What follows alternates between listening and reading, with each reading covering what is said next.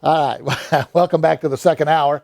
Before we begin back with Dr. McMurtry's presentations here, I wanted to cover something that he talked about last hour, or in the last video, when the interviewer asked him why these other people couldn't see it, because they were searching for truth.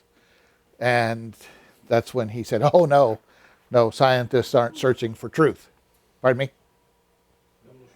Oh, okay. All right, so what I wanted to give you, and this is going to be when we get back to our Bible studies, something that we're going to be looking at, and that's motivation. And what he's talking about here related to scientists is their motivation. And there are three sources of motivation. There's personal, there is social, and there is structural, okay, such as an organization. An organization, a fraternity, a profession. Let's use profession because that will relate. Okay. All right. Now the essential of motivation is, will it be worth it? Will it be worth it? Okay. And there are a whole lot on motivation that we'll not get into this time, but there are three areas that people are interested in for their intrinsic satisfaction. Or their intrinsic motivation. And what they're looking for is their intrinsic satisfaction. And they focus on a sense of accomplishment,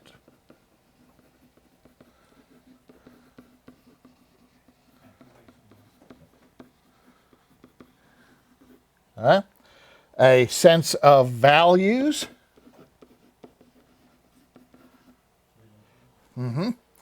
and a sense of what they want.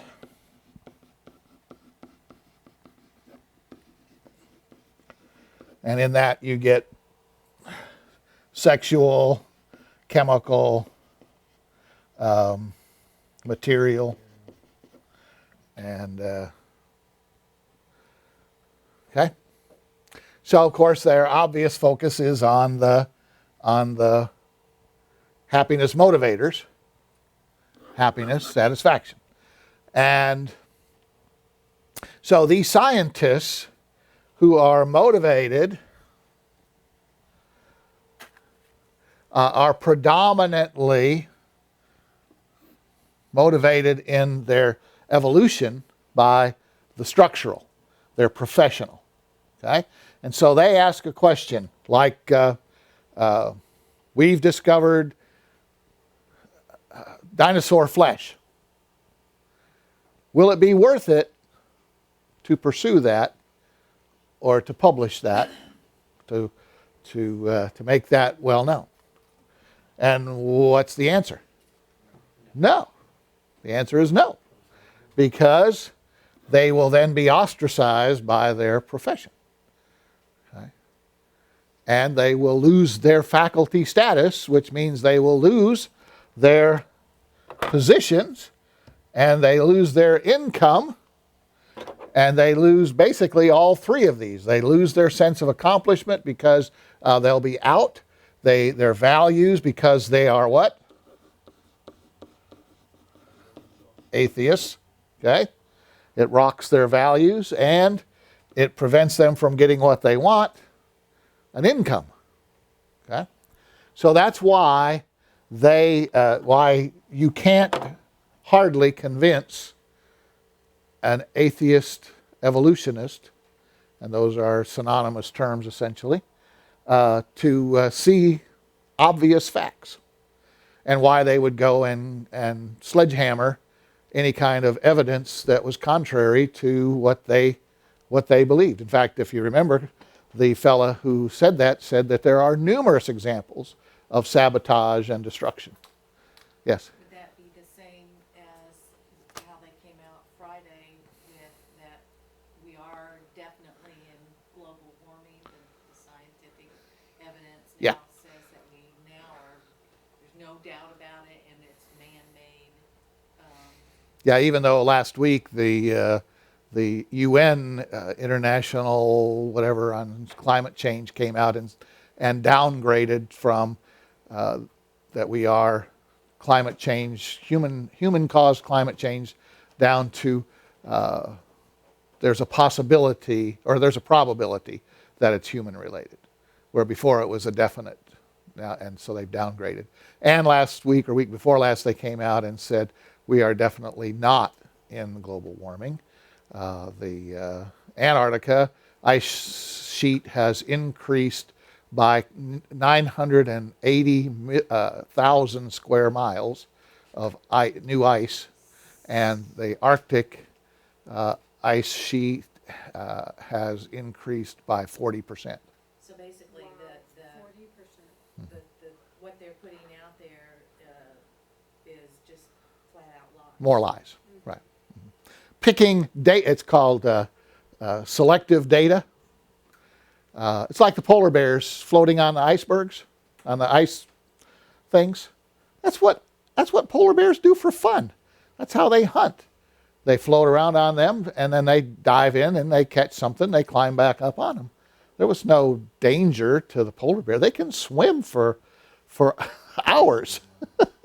So that was, it was total fabrication, just trying to raise emotion in people to believe what their story was, because they have this intrinsic satisfaction. They have this, will it be worth it? Well, yeah. Look how much money how many grants they get for doing that. Okay. All right, so let's see if we can get back here to our presentation.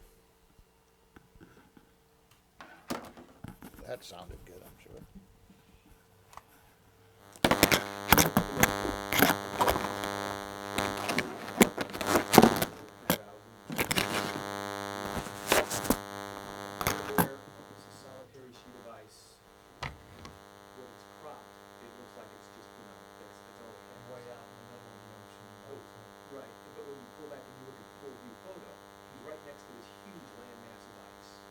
Exactly what you say. He's just out there surfing.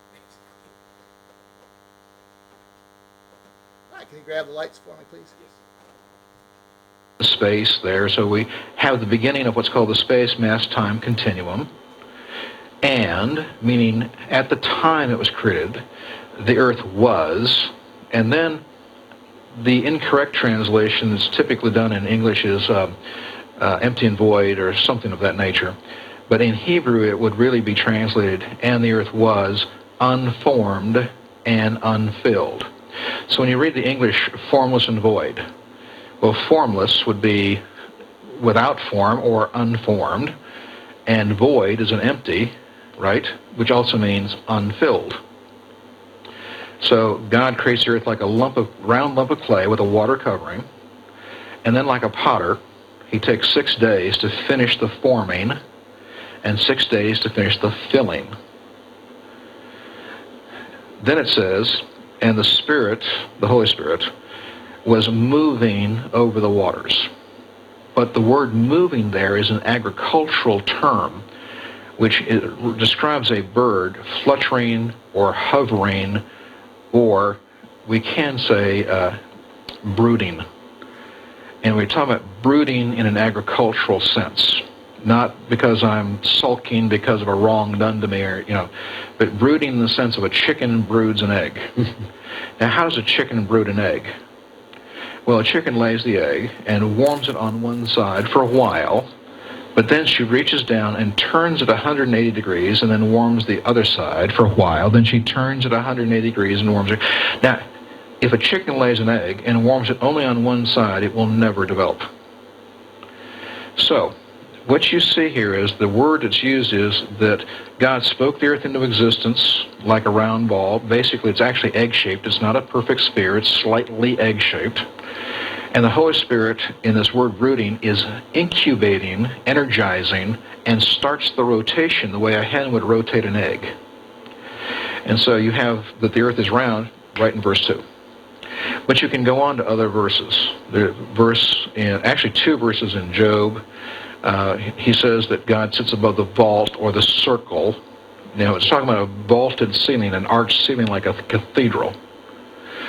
And also between Job 38 and 41, which are the great creation test questions that God gives Job, he says that he turns the earth like a seal. And this, again, is a rotary motion. It's a round motion.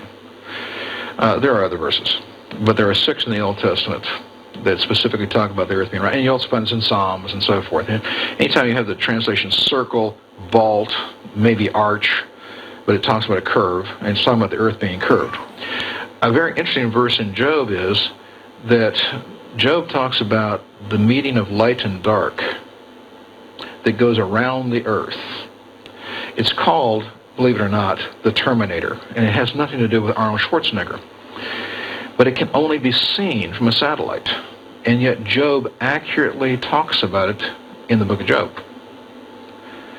And I have a great thing for you. As a matter of fact, today I was just up at Oxford. But before you go on to that, Yeah. can I just ask you this, because it's to do with this, and Yeah. I've had this argument coming before, and I've just remembered it when you were talking about it, where it talks about the pillars of the earth, and I believe the writer of the email that was asking the question that day was, how can it be round if you've got pillars supporting something? I understand. Okay. Actually, there is a very simple and scientific answer to that. The Bible actually says pillars and sockets. If you'll take a look at the typical King James So translation. like an eye socket. Pillars and, well, yes, but in this case it's a Okay. slightly different thing. But yes, it's the same basic word, but a different nuance. Yeah. At the time of the flood, you have to realize that God created the earth like an eggshell with no cracks. And there's waters above and waters below. There's a lot of moisture in the upper atmosphere that's not there today. There are shallow seas 1 mile deep on the surface. But then there's an eggshell of the earth, which is 4 to 6 miles or more deep. And then you have a layer of water 1 mile deep. Today, there's still a remnant of that called the Moho layer, and then below that was the rest of the earth. At the time of the flood, most of that water comes up, which is the fountains of the great deep bursting forth from below. But actually, the Hebrew word is knifing through from below. And one of the sessions that I do called The Waters Cleaved, I actually show exactly what happened at the time of the flood, very scientifically, but exactly in line with exactly what the Scripture says. But this water comes out from below. Now, when water comes out from below, think about it. When you punch the hole in the bottom of a boat, Yeah, it bursts. the water goes up, but the boat goes down, correct? Now, if you got a mile of water below this land, when the water goes up, the boat must go down, correct? Right. The continents are also separating rapidly. North and South America, Antarctica, moved away thousands of miles in only 1 year, not 120 million like evolutionists say, because they're floating on a layer of water. But as that water comes out, the land must also sink, and at the end of the flood, there's a mile of water on top. But you have to remember that the bottom of the eggshell is not 2 perfectly fitted machine parts. In fact, if I may, it's like my knuckles. Okay? Now, my knuckles are an uneven surface, correct? So this is the bottom of the eggshell, and this is the top of the rest of the earth below, right? Now, when the water is squeezed out and this falls down, what happens? Water comes up bursting through. Right? But watch this. That's a pillar. That's a socket. You see the shape? I see. So the pillar comes down and hits here and locks that in so that it cannot continue to go down. That leaves water trapped in these other pockets on each side, correct? And so what the Bible is talking about, this is the pillar, and this is the socket, and it falls down like this and locks the crust in place, leaving some pockets of water down there that never came out and is still coming out today. So obviously It's this called was juvenile water. flood when this was written. Well, that's just Mentioned. it. Yeah. So it's talking about the pillars and sockets. This is the pillar and the socket that holds the crust up with water still trapped in pockets there, and that water still coming up every year at 1 cubic mile a year. It's called juvenile water. Just in the closing minutes of this side of the first hour, and we will be going to the second hour in the review where we'll take your emails and your phone calls. Let's ask the big question that everybody, or a lot of people would say, well, I can actually accept being a Christian, and I can, I can allow for evolutionist thinking that God would have perhaps used that method. For example, the Big Bang could have been used and can be accepted by some Christians as a possible way that God would have brought things into existence. Can't quite come to terms with what's written in Genesis. What are your scientific arguments that couldn't possibly be the case? Because I would assume that's what you believe now. Did you once believe it, and how can you help us to overcome being misinformed? First of all, I'd like to make a statement. You can be a Christian and believe in an old earth, because that's not the salvation issue. The salvation issue is, do you know Christ? Have you accepted the work of Christ on the cross for your salvation eternally? That's the salvation issue. However, if you are a Christian who does not accept a young creation, and you do accept an old earth, old universe, you are what's called a theistic evolutionist in very broad terms, that God somehow or another used any number of different possible scenarios through many different avenues, depends on who you are, somehow or another use an evolutionary process to arrive at where we are. I've argued already scientifically against this, but I'd like to make 5 theological points, which I think are absolutely overriding. Because if you do not believe in a young earth, if you believe in an old earth, if you believe that the earth has existed for millions and billions of years, if you believe that, you must believe that life and death have been going on for millions and billions of years. Now, first of all, you are saying God is not omnipotent and God is not omniscient. Because what you're saying is God is not smart enough to do it right the first time, and he's not powerful enough to do it right the first time, that he had to do it slowly and gradually. So what you're saying is he's a weak God. And he's a God that does not have absolute total knowledge. So you're saying God's not omniscient. Anybody write these down?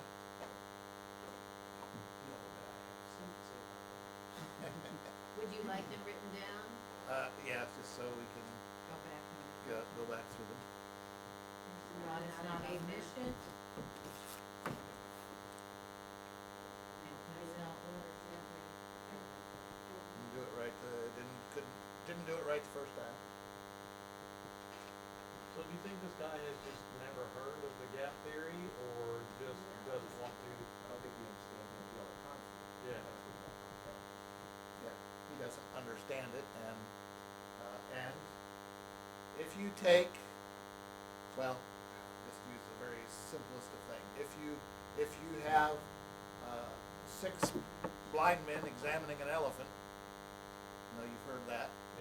Okay, and one says it examines the tail, well, it's skinny, and another that's a leg, it's fat, and all the different things. Well, that's what you have with, in my view, the creationists looking at the Bible and science, is that they're looking at different aspects, and just like motivation for the evolutionist, there is motivation for creationists. And he's about to tell you why he can't accept, from a theological viewpoint, an old earth, a gap theory earth. Okay? So this is his belief system that governs his science related to gap theory versus young earth theory. Okay? All right. Everybody got that? Did he give 2 of his viewpoints already? Just one. Just, okay, it wasn't, that God is not, that you must believe Omniscient, God. omnipotent, didn't do it right. Okay, didn't do it right the first time. Basically didn't do it right the first Okay. time. That's what. And then omniscient and omnipotent is the explanation of he didn't do it right the first time. That. And God is not omnipotent. Third, you were saying God is a liar, even though you don't realize it. And God said you were third. omnipotent God, and you're saying so. So absolutely have is not the first right to do it. Now, Marx is not, but is not God. God is not omnipotent, and God is not omniscient. Because what you're saying is God is not smart enough to do it right the first time, and He's not powerful enough to do it right the first time. That He had to do it slowly and gradually. So what you're saying is He's a weak God, and He's a God that does not have absolute total knowledge. So you're saying God's not omniscient, and God is not omnipotent. Third, you were saying God is a liar, even though you don't realize it. Now, I'm not trying to make this a heavy thing, but you're saying God's a liar in this sense. For example, Jesus is God. In Matthew 19, He says that Adam and Eve were there at the beginning, that they did not come along later, that they weren't millions and billions of years before them, that they were there at the time of creation. In Exodus 20:11, in the middle of the giving of the Ten Commandments, God says, "For in 6 literal 24-hour days, I created the heavens and the earth." That's why you're to honor the Sabbath. You can find all kinds of scriptures on this. Number 4, you're saying that God cannot save a remnant, and that God has times without a witness. But the God of the Bible says, I always have a witness, and I always save a remnant. Whether He says 8 in the Ark of Noah, whether He says 70 into Egypt, when the prophet says, I'm the last one, God laughs and said, I've got 7,000 just like you. God always has a witness, and God always saves a remnant. Now, if you believe in an old earth, you are saying that there are times when God had no witness, and that God could not save a remnant. That's what you're saying, and what you're saying is, that's saying that the character of the God revealed to us in the Bible is not true. So you're saying that's against His character. But number 5, I think, is the overriding issue. Because if you believe in an old earth where life and death have been going on for millions and billions of years, you are denying the very power of the cross which you proclaim to possess. Because think with me, if life and death have been going on for millions and billions of years, human sin didn't cause it, and it's common. There's nothing special about it. And the death of one man on a cross would be meaningless. It is only when you come to realize that you come from a creator God who started everything perfect, that human sin caused imperfection, that as a consequence, as a result of human sin, God brought death into the universe, then and only then can you understand that the death of one man on a cross can atone for the sins of the world. And so, while they may not realize it, and I'm not saying they do, they have failed to understand these 5 things. And I think the last one is even the most important of all. If you believe that death is common and was not caused by human sin, now the scripture is very plain. Death came into the universe through the first Adam. It's taken away by the second Adam. But if you believe in theistic evolution, you're saying that scripture is not true either. So you have a real theological problem here, and you are really denying God's omniscience, His omnipotence, His character, His ability to have a witness and remnant, and you're saying that death came before sin, that there's nothing special about it, and you are denying the power of the cross you proclaim to have in your life. Now, you can believe it and still go to heaven, but I would hate to be the Christian who defended himself before God as a believer's judgment, and have to defend that that's what I believe. Can't wait to get the other side of this hour, because we'll be able to open up the phones and the emails and deal with the live arguments for and against evolution, or even theistic evolution or creationists, because I know there are many people out there. If I had known your credentials, forgive me for not knowing this in advance, I would have advertised every corner of this land that you were coming on. Forgive me. The good news is you can always repeat it. Yeah, that is, and that's why I made sure I recorded it in 3 different methods today, because I said this is going to be so important. We are privileged to have you in the studio. We've got a couple of minutes on this side of the hour before we open up the phone lines. Okay, what about things like Grand Canyon? Help us to understand that really Grand Canyon isn't just a graveyard full of dead bones that have been there for millions of years, but really are, again, an evidence that something happened, catastrophic, yes, but it's an evidence that there was a worldwide flood and not just a local flood. Oh, absolutely. First of all, I did a presentation on this already last weekend here, but we do a presentation on Mount St. Helens and on the Grand Canyon. You have to understand something. For anybody that's ever been there, the Grand Canyon is 1.2 miles deep at its deepest point. When you look down, you look straight down. The Grand Canyon is a square hole through a ridge. Many people think that you're standing on a plateau looking at a canyon dug into a plateau, but you are not. What you're looking at is a square hole through a ridge. So here's the ridge, and there's a square hole through it. Now those layers are simply sandbar mud bank laid down by the flood of Noah. The river goes south along the east edge of the ridge, turns, goes punching through this ridge, then turns south again and goes to the Baja. We now know, and even evolutionary geologists agree, the two great lakes formed up behind this earthen dam laid down by the flood of Noah. There was a breach, probably caused by an earthquake, possibly pressure. Punched a hole through that ridge and cut it, because it's a square hole through a ridge. It's not a V-shaped canyon. It's a square-shaped canyon. It was formed rapidly, and even the evolutionary geologists agree with us. The difference is we don't agree on when it happened. Right, okay, it's really exciting. You're going to join us after a very, very short break.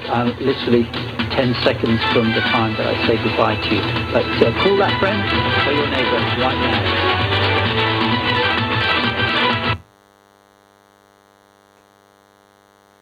All right. So, did any of those 5 points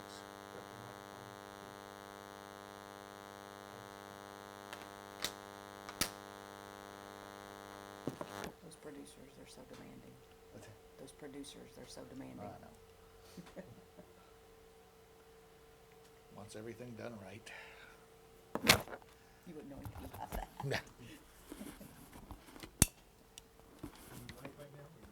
Yeah, go ahead with the light.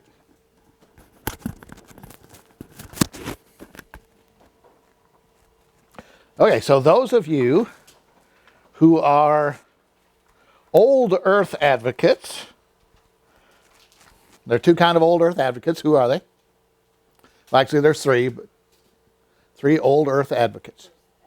Evolutionists, gap theory creationists, and evolutionary creation evolution Christians who believe that God created the process of evolution. Okay? All right. So let's go to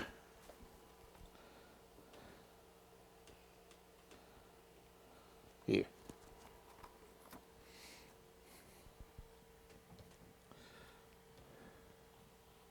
So what was number one? God is not omniscient. He didn't do it right. Not omniscient. Okay? What does that suppose? What does that presuppose? What is the antecedent to that? That the purpose, that there was a screw up in the earth being formed the first time. Right, that God did it wrong the first time. Okay? Now, what do you have to presuppose in order to say that this view makes you say that God was wrong and therefore not omniscient? That his purpose in the original creation of the earth was Adam and Eve, mankind, okay, that inhabited an inhabited earth by present day creatures. Okay? So do we know that that's true?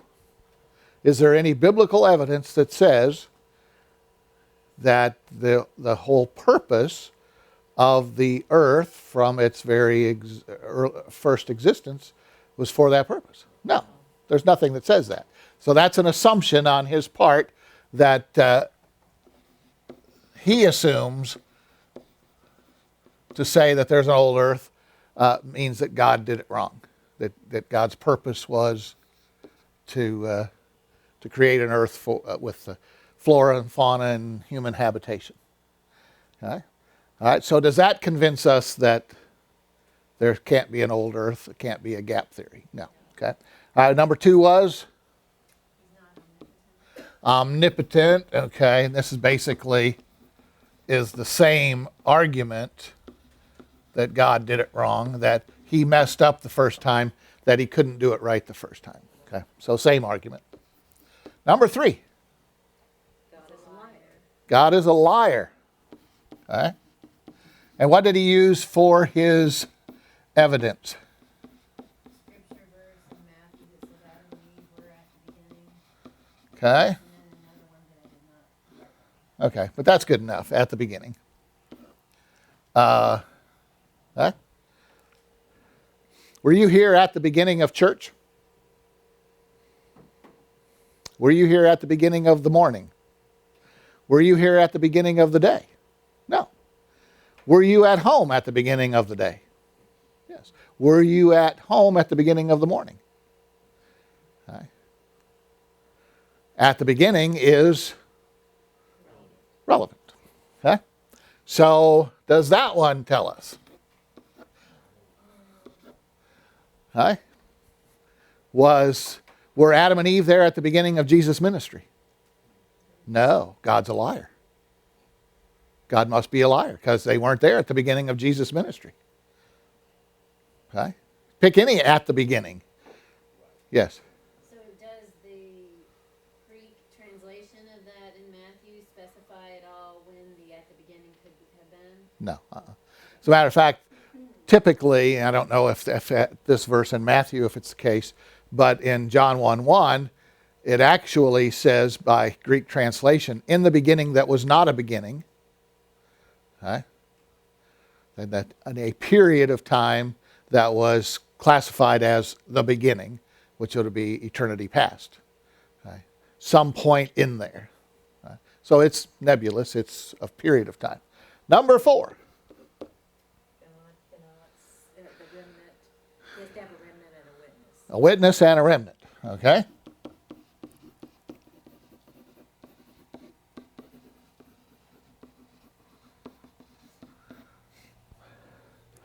Anybody know of any witnesses to the pre-Adamite earth? Huh. How about, for example, Michael? Huh? How about, can you give me another one? Huh? Satan. He's not God's witness, but he's a witness to that time period. Any other angels you can? Say all the angels that were involved. All of the angels, right. They were the witnesses to that. They were the reason. All right. Any remnants from that period? The good angels, right? Huh? Any of those angels ever going to preach? Yeah, as a matter of fact, during the tribulation, there'll be angels flying through the air saying, giving the gospel, right? Okay. So, there are witnesses, a witness and a remnant. Now we have to take Satan out of the witness realm because witness here doesn't mean a crime witness or anything like that, but a witness to God's goodness. Okay? So we'll take Satan out of there. Well, it also assumes that, along with number 1 and 2, that there was humankind on earth before Adam and Eve. That's what he was saying? I'm just saying, wouldn't that be an argument too, that really wouldn't be relevant because he's assuming that would mean that there were Yeah. mankind existed beforehand. Right, he has to assume that. Yeah, because he was Right. saying that death had to occur way, way, way before sin and death occurred. Okay, well, we'll get to that one because that's the only really good argument that they have. Yeah. Okay, so what was number 5? That's where that was Death, at. Death, okay. yeah. Denying the power of the cross, if you believe that. No human sin. There was no human And sin, it was just me. that the cross would have been worthless or useless if you were saying that because the death was caused by sin from man. Okay, so death and sin, okay? Because his premise is that sin didn't enter the world until Adam and Eve. Right, And so if death occurred before then, I mean, there would be people on the earth if that was the case, that death, yeah, that's a good argument. That was, But that we're one not could saying be. that people were on the earth, though, if you believe that. We're Right. saying there might have been. so when did sin begin? Who was the originator of sin? Satan, okay? All right, so sin began with Satan, okay? When do we think that death occurred on the pre-Adamite earth? After the sin of Satan, okay? All right, Was there any human death?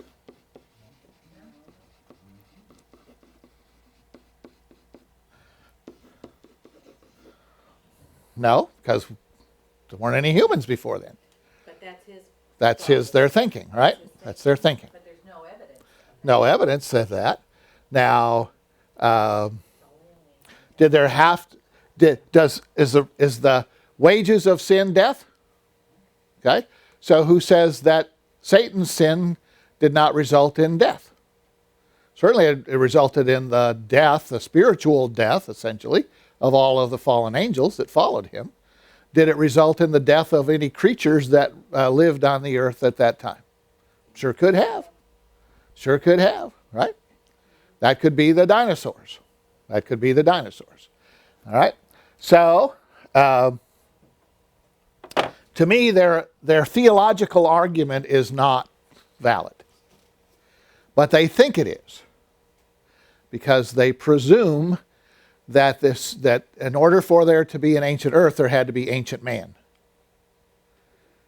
And that's not true. It doesn't have to be. Now, where do they get that idea? Because then they're saying, well, the record of man being hundreds of thousands of years old, 150,000 years old, would mean an ancient earth because they only believe in a 6,000-year-old earth. And we really only believe a 6,000-year-old human inhabited earth.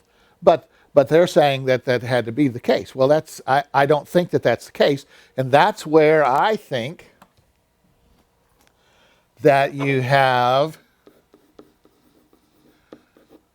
good evidence of the flood theory, and you have good evidence of the gap theory. Now, remember what I talked about? We talked about the footprints.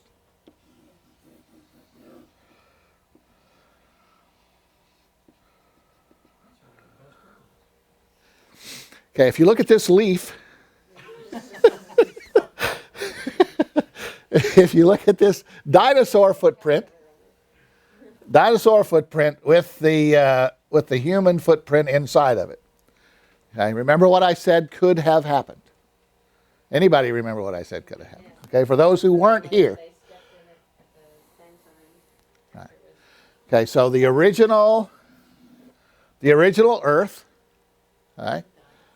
This is the original Earth, the pre-Adamite Earth, and God encased it in ice and made a fried egg. Encased it in ice, right? What happens when you freeze mud? It leaves whatever is there. Okay? Mud's still mud when you thaw it out, right? I mean, at the wintertime, when you have mud and it freezes, and then we have a warm day and it thaws out, what do you got? Mud, okay? So if there were dinosaurs in the pre-Adamite Earth that died, became extinct, and I'm not saying that there weren't dinosaurs, that dinosaurs had to be in the pre-Adamite Earth, but that's part of the gap theory for many people. All right? And this footprint is in mud. Okay? God thaws with the beams of the sun or whatever means he uses, thaws that ice layer on the earth. What do you have? Mud. Okay? So then a human comes along, let's say Abel. Abel's son Fred. Abel's son Fred walks along and he says, wow, these are cool tracks, and walks along in them. And then later the flood comes and buries all of that stuff in sediment and it dries out.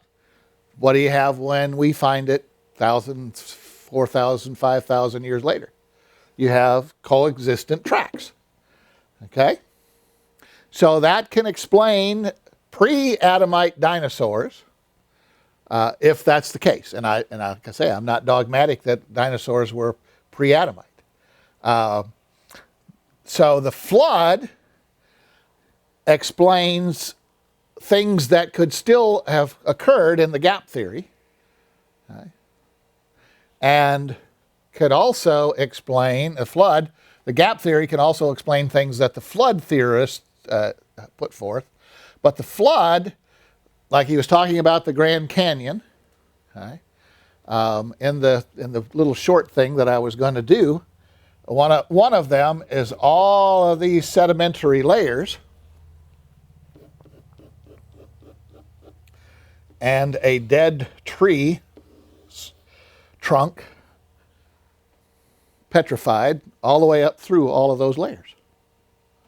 Well, could those layers have been laid down over millions and millions of years, and that tree trunk stayed there without rotting? It had to be instantaneous. Okay, that's a flood evidence. Okay, that's an evidence of flood. So are some things that are geological, archaeological, are they explained by the flood? Yes. Are some of them explained by the gap theory? Yes. Are all of them explained by the flood? Or are all of them explained by the gap theory?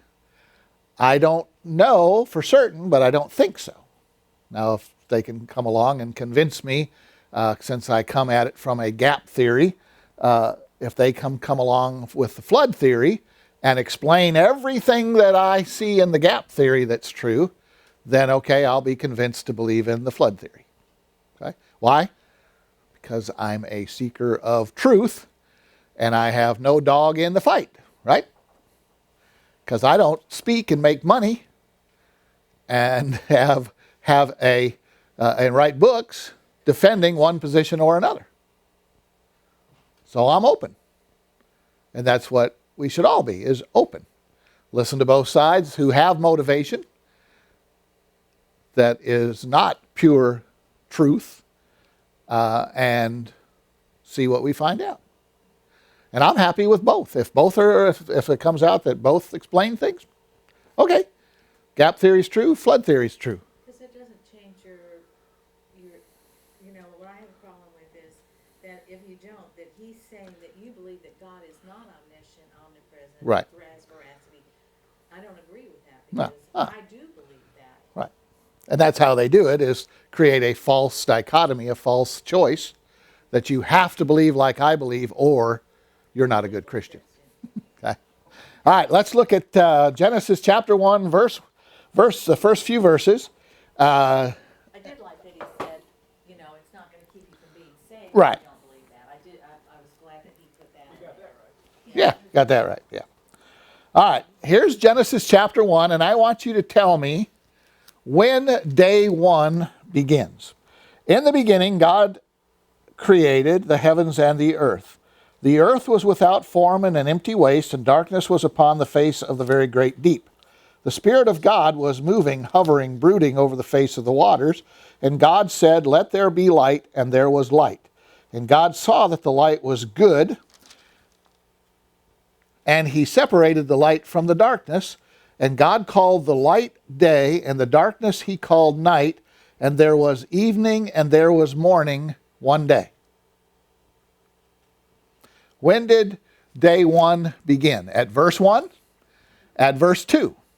At verse 3? Or at verse 4? Okay.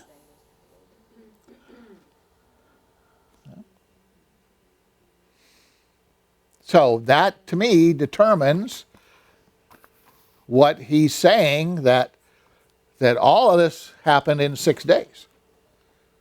Did everything happen in 6 days? Maybe not. I mean, God doesn't say that it's day 1 until it's the light issue. Right? And he specifically states that God called the light day and the darkness he called night, and there was evening and morning, and there was one day, or day 1.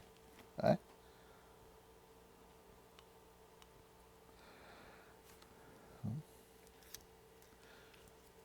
Following it? Okay. Okay. Because if you will look, and I'm going to read them to you so that you can see that. And God said, verse 6, firmament. Verse 7, firmament.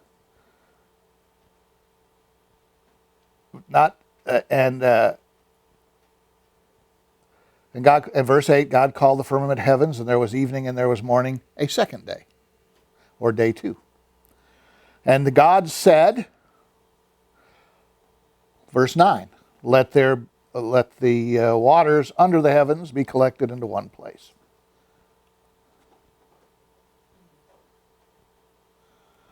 And that goes all the way down from let the waters, goes all the way down through vegetation. And there was evening and morning, third day. Okay. And God said, let there be lights. Verse 14. And he talked about the different lights, the stars, the sun, and the moon. And that was starting with verse 16 and verse 19. And there was evening, there was morning, fourth day. Okay. So every, well, let me go ahead and give it, I'm just going to read. And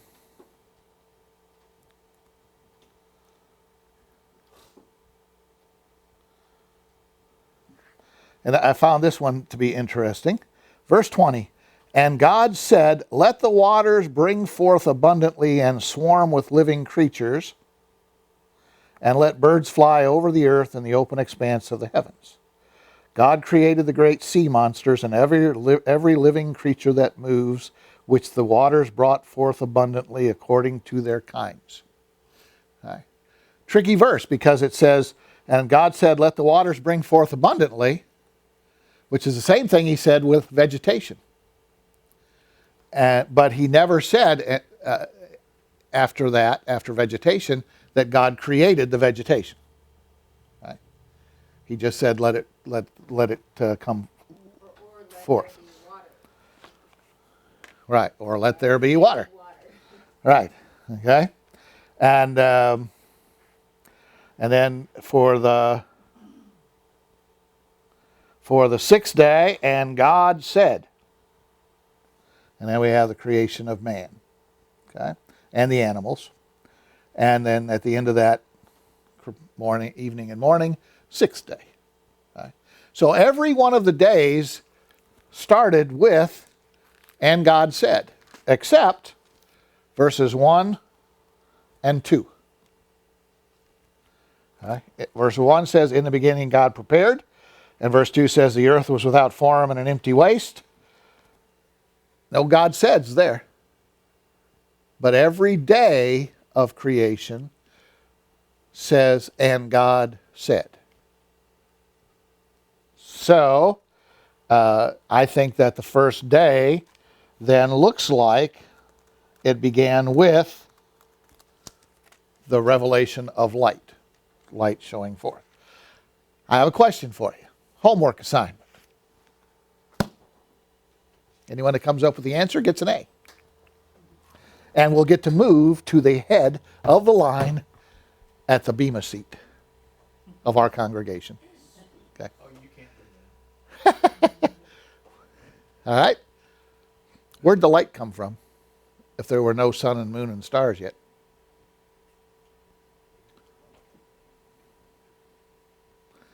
Because that came later, right? What day did God create the sun and the moon and the stars? You actually already told us about this somewhere somehow. but Something's in my brain. Okay. I'm like, I know he already talked about that. Okay. You did, didn't you? I think I have, yeah. That whole things were separating and moving and you did. All right. So, yeah. So there's light other than light that comes from sun and moon and stars. Well.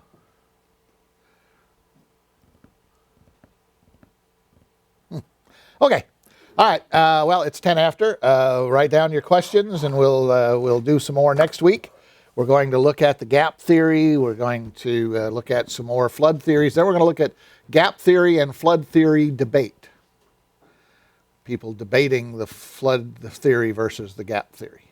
There's not very much of that. It's very difficult to find anything about with the actual debates. Lots of evolution, creation debates, but not gap theory, flood theory. All right, well, let's close with a word of prayer, and then we'll go into our time of petition and supplication. Father, we're grateful for what we've seen. We thank you for Dr. McMurtry's witness and his mission and his work in sharing the gospel. We're grateful that he has a clear understanding of the gospel and presents it when he speaks. We ask that you show us wisdom from what he has taught regarding the creation of the earth and the flood theory, so that we might have a good understanding of what is true in what he has said, so that we might have an accurate presentation for those around us who may ask us about the basis of our faith in relationship to creationism and evolution. We thank you for our time together and ask that